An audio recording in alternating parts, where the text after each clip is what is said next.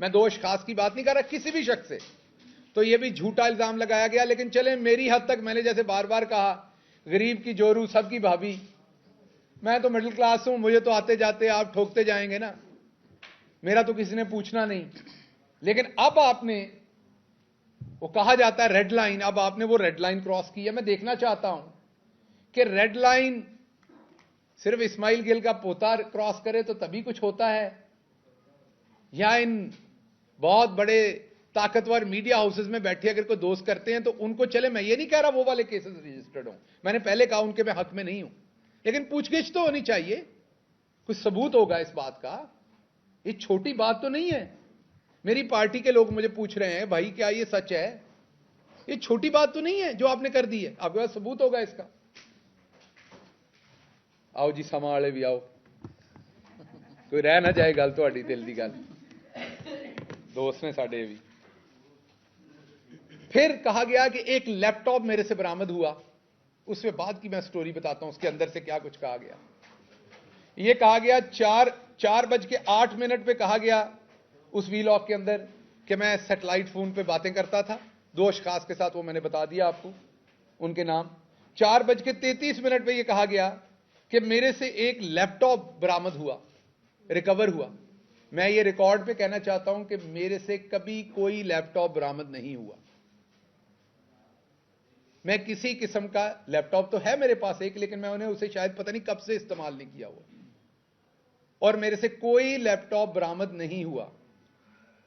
ठीक हो गया? ये मैं दोबारा बड़ा क्लियर बता रहा हूं ना, पुलिस ने किसी इंसिडेंट में मेरे से कोई लैपटॉप, कोई आईपैड, कोई ऐसा इक्विपमेंट जो है जो अदालत के उस जुमरे में नहीं लिखा हुआ।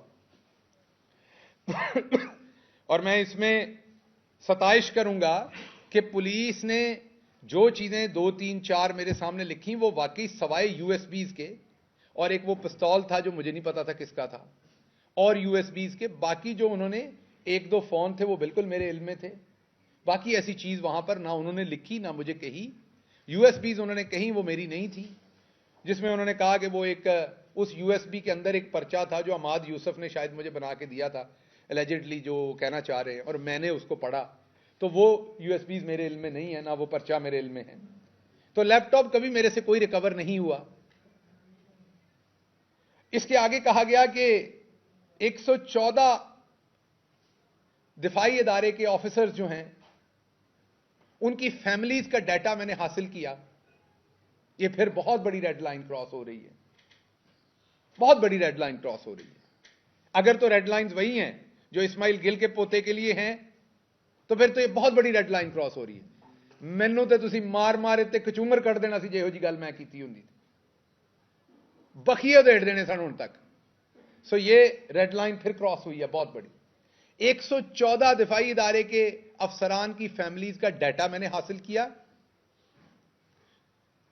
और हासिल कहां से किया, उन्होंने नॉमिनेट भी कर दिए 2 बंदे कि जी या चेयरमैन नादरा से किया होगा, या एक डीजी होते हैं उनका नाम शायद मुजफ्फर के जफर लिया गया, वो आप चेक कर लीजिएगा, उन्होंने लिया उसमें।